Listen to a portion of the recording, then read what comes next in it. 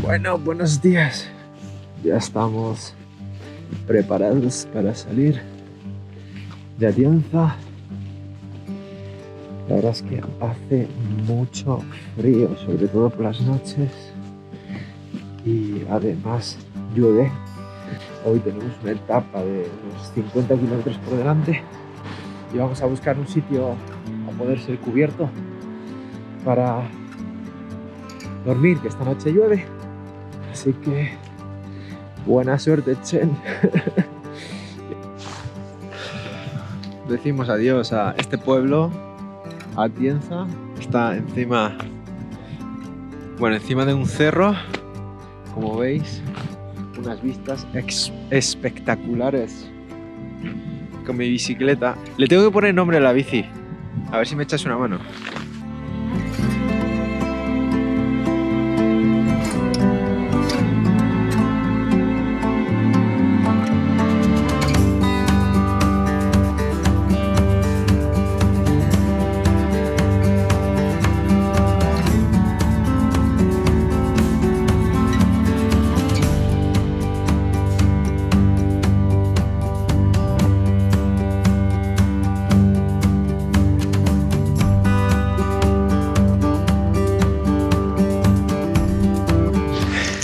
Estoy en un pueblo que se llama Barcones. Me he parado a coger agua y dejarme impresionar por la iglesia. La puerta está cerrada, solo entran y salen palomas. Bueno, cosas curiosas por acá. A ver, espérate. No sé si lo veis. Estamos a 1098,78 metros a nivel del mar, pero no de cualquier mar, el mar de Alicante. Precisión. Quería contaros más cosas, pero es que aquí no hay cobertura, entonces no tengo chuleta. Pero este cartel me llama bastante la atención. Bueno, si alguno sabéis de qué va la historia, comentáis abajo.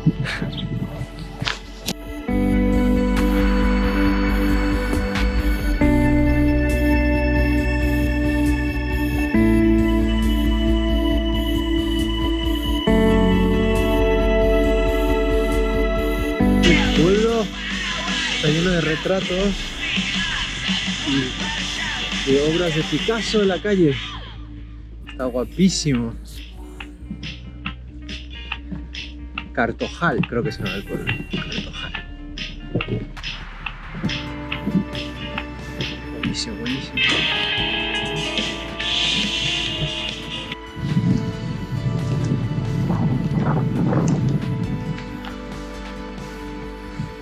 Fabada para comer.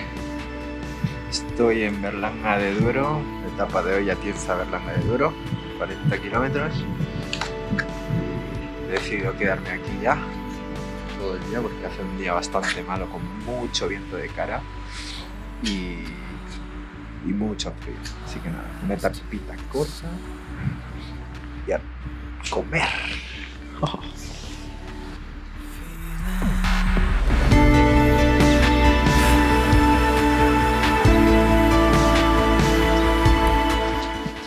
Estamos en Berlanga de Duero. Me quedo esta noche aquí en un albergue municipal. Toda esta zona del interior, como es tan frío, en estas fechas por la noche llega a 0 grados y además estos días hace malo, sale el sol. Ahora, como hace 20 minutos estaba lloviendo y esta noche dan lluvias, así que este es un punto importante porque venía desde Guadalajara haciendo el camino del Cid y aquí lo voy a abandonar. Mañana pongo marcha hacia Soria y de ahí ya subo al norte hacia Roncesvalles, es donde cruzaré hacia Francia, pero digamos que esto es un punto de despedida del Camino del Cid. Importante. Así que, bueno, muchas gracias, Camino. Pues nada, estamos en el albergue de Berlanga de Duero. Estoy preparando la cena. ¿Y qué tenemos de cenar? Pues tenemos de cenar un par de filetes de lomo adobado y le voy a hacer de acompañante pues unas cebollitas con huevo, que tengo ahí en la bolsa unos huevos que me traje de Madrid. La verdad es que es súper guay estar aquí porque he estado por la tarde charlando con Andrés, el chico que lleva este albergue. Me ha contado cosas súper guay, que os lo voy a contar ahora. Estoy aquí en ¿cómo se dice? Berlanga de Duero, en el albergue Berlanga de Duero. ¿Tiene algún nombre? El albergue municipal de Berlanga de Duero. Andrés, el que lleva el albergue. Más majo. Encantado. Y además nos va a contar unas historias que no os lo podéis perder. Luego os dejo abajo dónde estoy alojado hoy y todas las cosas. Yo lo cuento más adelante. Así que nada. Venga. Pues yo te estaba explicando que África engancha. Y yo creo que por lo contrario de lo que vivimos aquí. O sea, aquí tenemos un bienestar, pero a cambio de una dictadura de vida, ¿no? Unas obligaciones, ¿no? Las obligaciones del coche, de ir a 120. Y ahí es todo lo contrario. El malestar, porque es verdad que muchas veces tienes problemas con el agua, tienes problemas con la comida, pero a cambio tienes la libertad. La libertad de hacer lo que quieras, cuando quieras y como quieras. No sé si has oído hablar de los talibés. No. Pues es una lacra muy importante. Los talibés es el nombre de los niños de la calle. Bueno, que no son exactamente, en principio no son niños de la calle. Los talibés son niños, bueno, te lo cuento un poco así por encima, pero yo creo que el fundamento es ese, ¿no? Antes de la era industrial, en la parte en Senegal, Gambia, Conakry, Mali, con lo que yo un poco conozco, la gente vivía en sus aldeas, en sus tribus. Entonces ahí no había colegios, no había nada, y entonces había un marabú que era como un maestro coránico, ¿no? No como, era el maestro coránico, que entonces él recogía a todos los niños de la aldea y les enseñaba el Corán, les enseñaba la religión, los tenía a los niños recogidos y la familia se encantaba porque los niños por lo menos tenían una mínima educación. A cambio, ese maestro coránico, ese marabú, estaba sostenido por las familias. La familia le daban una casa, le daban huevos, le daban la comida, le lavaban la ropa, ese no tenía que hacer nada. Y a cambio solamente educaba, por decir algo, a los niños, y esos niños eran los talibés, eran los alumnos del maestro coránico, ¿no? Cuando empezó la era industrial, las familias, buscando, pues como ha pasado en todo el mundo, buscando su bienestar, se empezó a ir a las capitales. Entonces muchas familias se fueron a las capitales y en los pueblos quedaron pues una cuarta parte de los niños que había. Entonces el maestro coránico ya no tenía bastante gente para sostenerle, bastante familias para sostener su bienestar, ya no había gente para darle la casa. Entonces, ¿qué pasó? Pues que dijo, los 4 niños que quedaban en la aldea, le dijo, oye, es que yo me voy a Dakar, a la capital, o a Kolda, o a Tambacounda, y me voy a una capital y si te parece me llevo los niños conmigo y les sigo enseñando allí. Las familias encantadas dijeron, bueno, pues venga, llévate los niños. Y se llevaban los niños, en este caso a Dakar, por ejemplo, la capital, ¿no? ¿Qué pasó? Que en Dakar el maestro coránico ya no había nadie para mantenerle. O sea, ya la familia, ya no había familias para darle de comer, para darle un piso, para darle alojamiento ni manutención. Entonces, en nombre del Islam y en nombre del Corán, ponía y pone los niños a mendigar en la calle.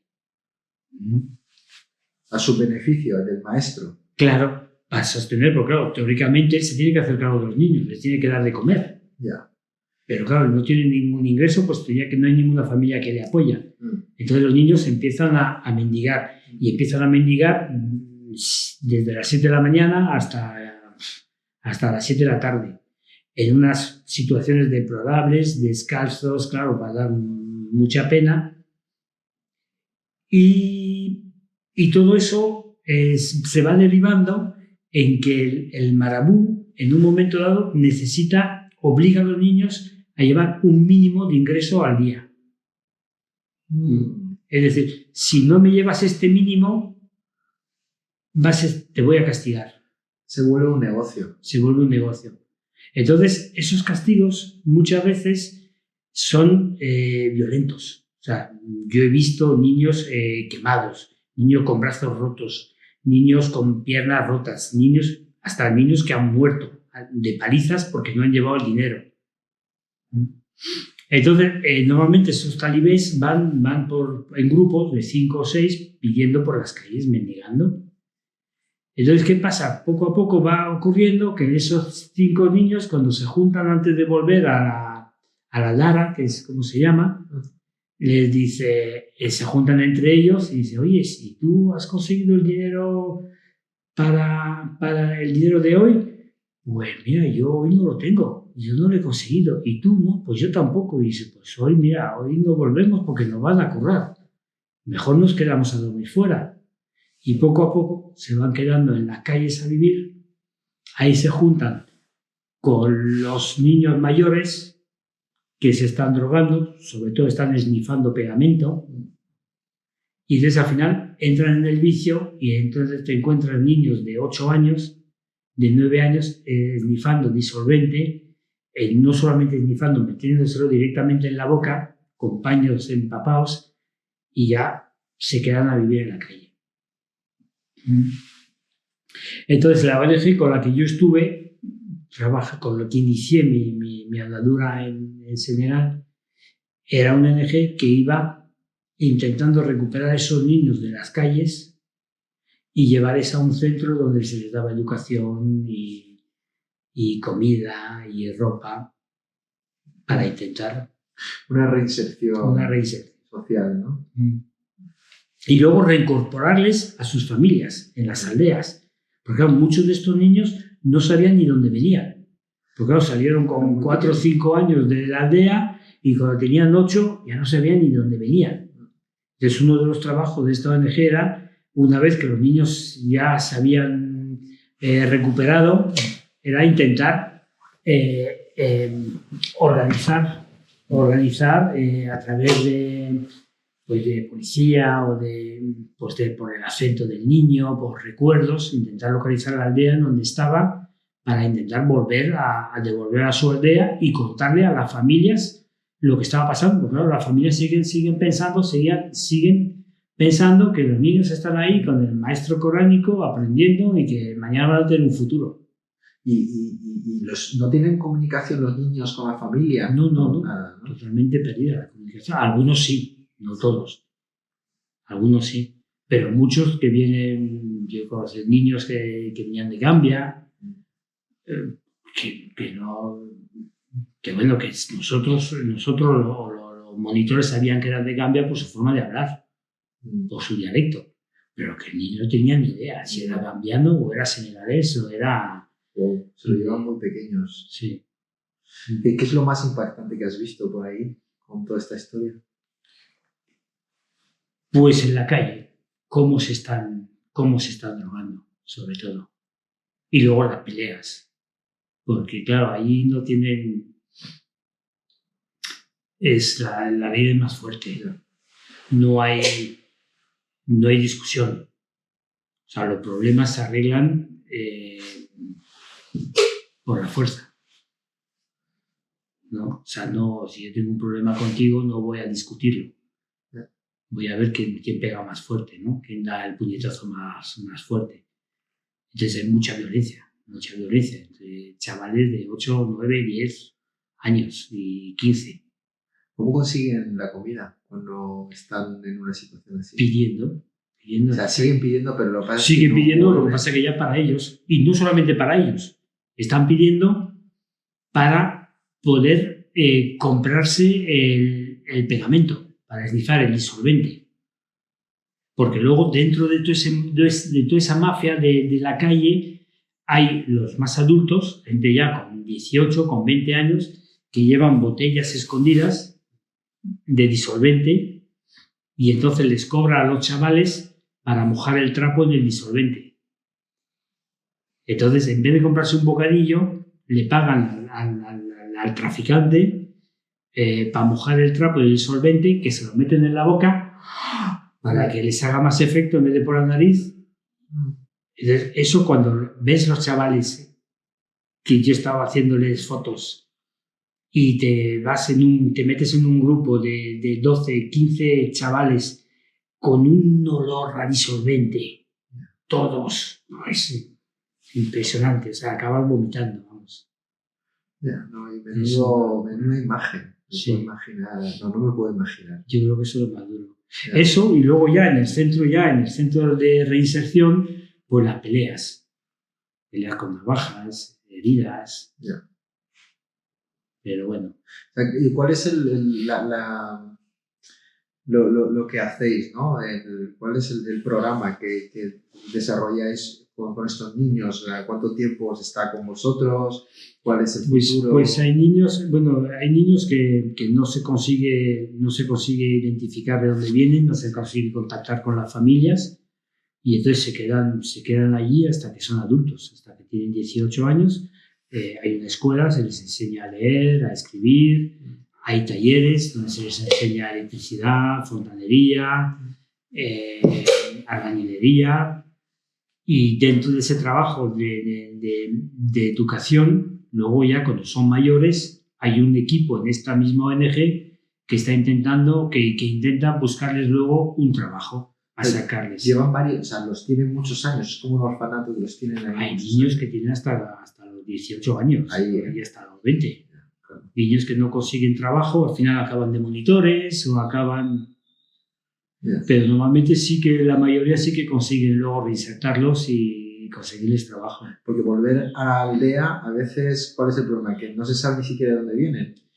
Y muchas veces cuando se sabe de dónde vienen, muchas veces no se sabe, pero incluso cuando se sabe de dónde vienen, después de hacer un viaje impresionante, cuando consigues localizar a 5, que a lo mejor es un viaje que tienes que hacerte 15 días de viaje para ir de aldea en aldea, para contactar con las familias. Muchas veces llegas a las familias y la madre se ha vuelto a casar, porque su marido había muerto, se ha vuelto a casar y el nuevo marido no reconoce al hijo y entonces ese niño vuelve otra vez al centro, porque no se puede quedar en la aldea. Hay algunos que sí y otros que no. Ya. O sea, básicamente es una reinserción social completa, es un trabajo... Sí. Desde sacarles de la calle, fundamentalmente, sí. Y además sacarles de la calle voluntariamente. Es decir, una de las condiciones que se ponen es decir, nosotros salíamos todos los miércoles por las calles. Y entonces ya sabes dónde están los grupos, ya te conocen, y entonces tú vas a ver a un grupo y entonces a lo mejor hay un niño o dos que te dicen, sí, yo quiero ir contigo. Y está hasta las cejas, o sea, está un drogado perdido, ¿no? Entonces la condición es decir, primero tienen que entrar voluntariamente y tienen que entrar sin estar drogado. Es decir, que se les dice, mira, vale, ¿tú quieres venir? Vale, el miércoles que viene vuelvo a por ti. Si hueles a disolvente, sigues en la calle. Yeah. Y entonces el que tiene fuerza de voluntad al final suele irse limpio y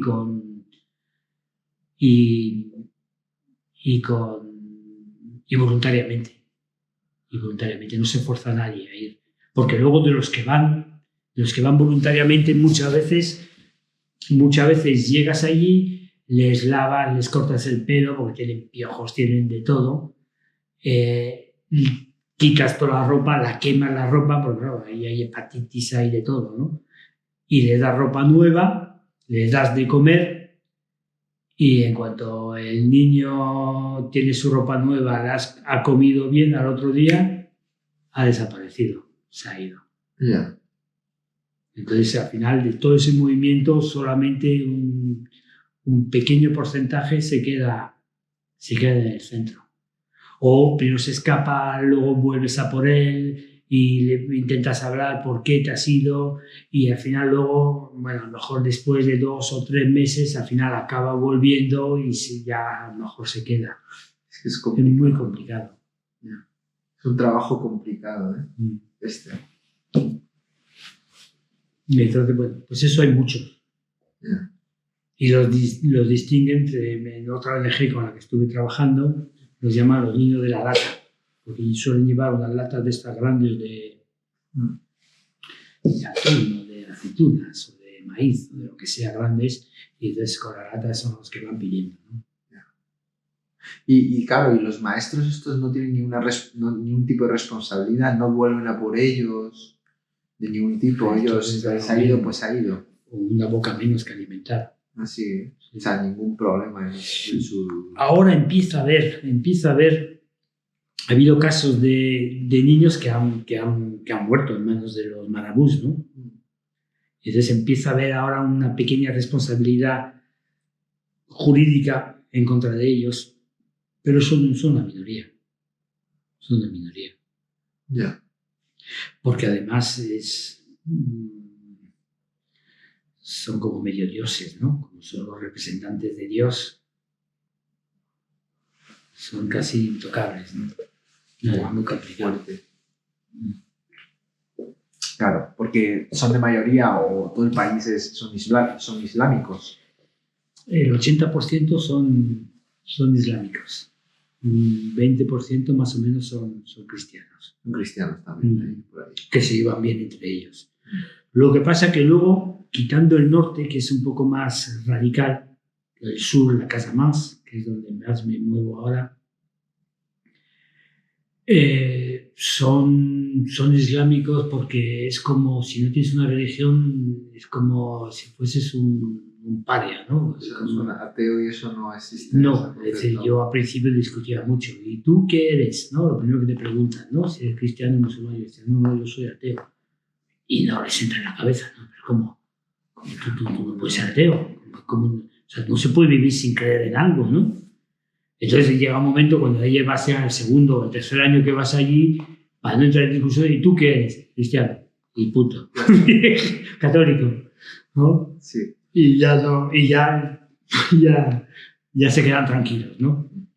Pero en las zonas, en el sur, sobre todo, en Casamance, son religiosos porque tienen que ser religiosos, porque no se entiende que tú vivas, pero en realidad viven con sus tradiciones. O sea, ellos son yolas, son peul, son su tribu con sus tradiciones, sus creencias y sus dioses y al final están practicando las dos o las tres. Porque, por ejemplo, ahora están de Ramadán y la fiesta de Tabaski, que es ahora, después del final del Ramadán, hacen una gran fiesta, ¿no? Pues esa fiesta la hacen los cristianos también, ¿no? Y ¿Pero nadie está conflictivos entre ellos? No, para nada. Y la Navidad pues, también lo celebran los musulmanes. Yeah. O sea, no, en ese sentido, entre ellos, por lo menos en esa parte del occidente africano, se lleva bien.